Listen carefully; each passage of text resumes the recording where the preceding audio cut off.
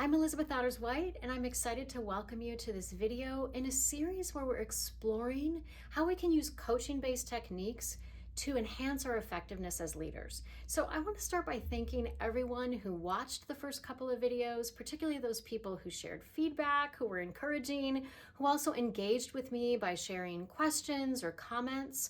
I do want to say, if you haven't yet watched the introductory video, I encourage you to do that first and then come back to this video. We've linked it in the description so it's easy for you to find. So the question that I want to address today actually came from one of the viewers of the first pair of videos. And I decided to address it right away because I think it's both universal and really important as we're getting started in using these kinds of techniques. So the question is this: how do we build readiness for coaching for folks who aren't quite there yet? So I'm going to share just a handful of ideas. They're loosely grouped into two basic categories. And we're going to focus first kind of on ourselves and what we can do really to model coachability. And then we will move on to what we can do in our work with others to help them get there. So focusing first on ourselves and modeling the behavior, I think the question comes up, what does it even mean to be coachable? And I do talk about this a little bit in the intro video, so again, please do check that out if you haven't already. We'll get into it though here as we go through some of the behaviors that you might choose to demonstrate to help your team, your direct reports, or even just the people around you in your organization to start to be ready to use coaching-based approaches, to welcome those and to engage in that kind of dialogue. So the first thing is just to model a readiness or an openness to change, to discussion, to feedback, right? And as a leader, we know that can take a lot of courage and takes flexibility, right? These are all things that we can play with ourselves and really demonstrate that we are learning. So that's sort of the second point that I want to make in terms of the behaviors that we model. By focusing on learning rather than feeling pressure to have the right answer or to always be right, that's another way that we can send a message to those around us, to our direct reports or our team, that it's okay to not be sure, right? It's okay to try things out. And connected to that idea of not being sure, I think we can also model a willingness to live with, to kind of dance with uncertainty. We know that that's the reality, right?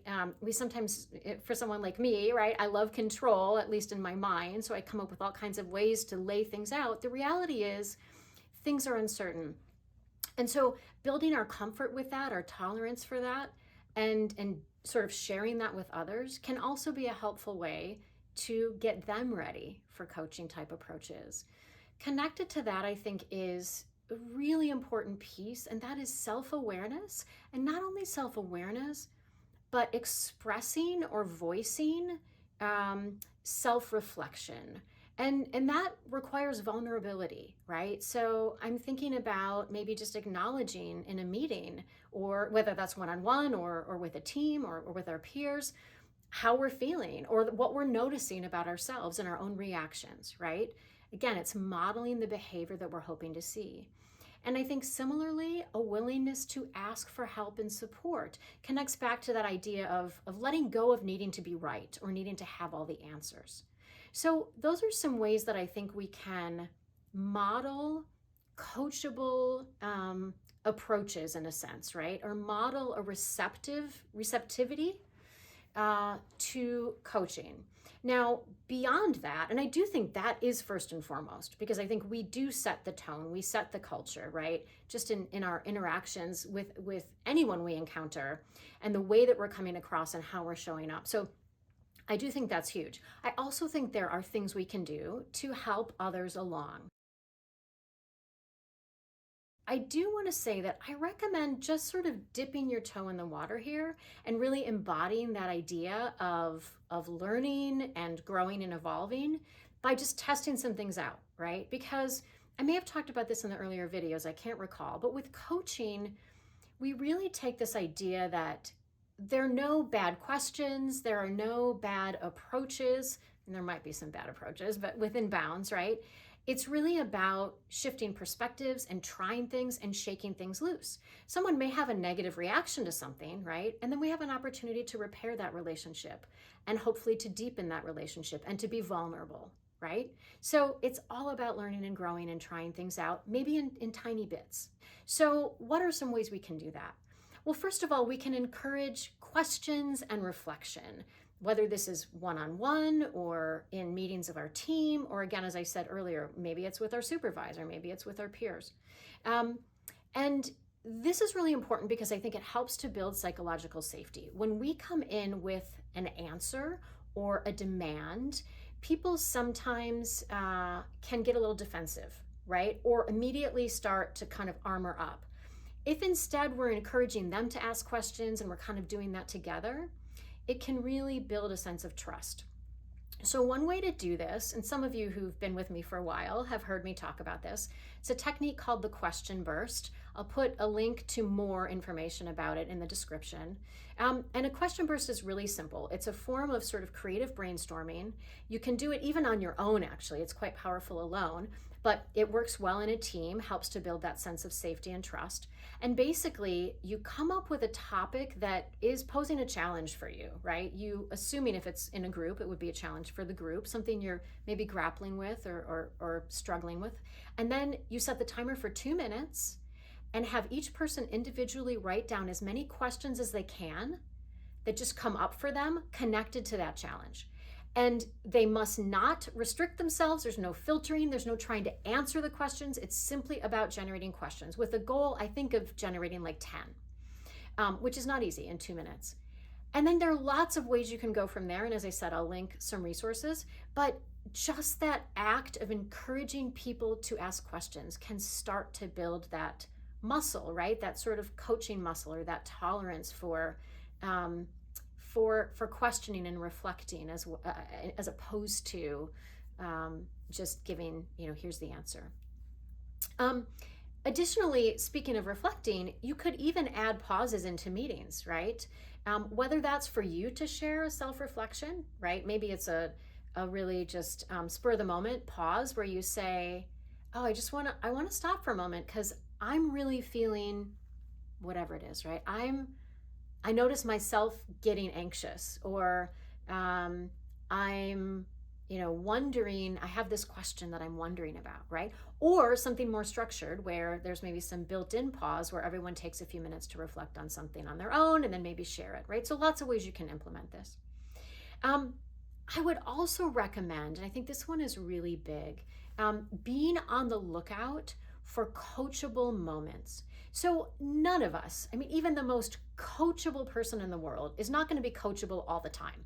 And likewise, no one is never coachable, right? So we want to be aware of the context. We want to pay attention to the circumstances. How stressed is the person seeming right now? How stretched are they, right? If they're stretched really thin or they're seeming really on edge, this might not be a time to start rolling out a coaching-based approach, right? So being mindful of that. And also noticing, like, what things can I try? I talked about dipping our toe in the water. What things can I try? Just little things that the person might be able to tolerate. Maybe it's a single question, right? As opposed to some whole big, new thing that we're going to try, question burst or anything else, right? It's just a simple shift. In our one-on-one, I'm going to start with a question rather than just diving right in, right? So you can test the waters there.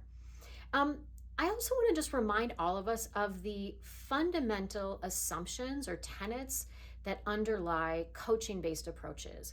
And that is the belief that the person we're engaging with is creative, resourceful, and whole. So one way to frame this question around coachability is, how do we help enhance that? How do we bring that out? How do we magnify that sense of creativity, of resourcefulness, and wholeness, right, in the people that we'd like to use coaching techniques with. That requires knowledge of the people, right, which again is great because it can help us build that sense of trust and psychological safety. One way to do that, to continue to build that awareness and that understanding of each individual, is to simply notice, right? To be mindful of people's reactions. And again, I talked earlier about pausing and expressing how you were reacting to something. You might pause and say, oh, I sense people are kind of tensing up here, right? Or I saw, people are sort of looking down or shrugging shoulders or whatever. That can be with a group, or that can just be noticing how people are responding to the approaches you're testing out, right? And learning from that. So continually learning. Um, you could also do something as simple as just rewarding the desired behavior, right? So here the behavior is an openness to coaching or coachability, but you could use any of the sets of rewards, whether it's praise or other things that you might use with any kind of behaviors that we're trying to encourage. And finally, I think if it's a shared goal, if it's an organizational goal or a team goal, then it's really about building a culture of coachability, right? And then you can talk about how do we want to do this and how do we want to support one another, both in kind of encouragement and also holding each other accountable for trying these things out. So I think in sum, I just want to say that we sort of think about two levers that we can move here, both with self and other, right? These are all connected. And that is to both reduce the sense of discomfort that we might be experiencing with coaching-based approaches. So how do we do that? Building psychological safety, etc., while also building our tolerance for that discomfort just through repeated practice, right? So simultaneously, these things I think can work in tandem and build a culture of coachability. So I think that's all that I wanted to share today. I'll just remind you again, or remind all of us, it's fine if there's a misstep, right? This is about learning. It's about trying things, and we can be really upfront with our team about that, or our peers. I will just say again, thanks for the comments, the feedback, the questions that you've offered thus far in the earlier videos. I would love to continue this as a conversation. Please add questions or reactions in the comments. Reach out to me directly. I'd love to hear your suggestions for future videos in this series. If you like the video, I hope you will like it. I hope you'll subscribe, and I hope you'll share it with others. As always, thanks for being here, and thanks for being you.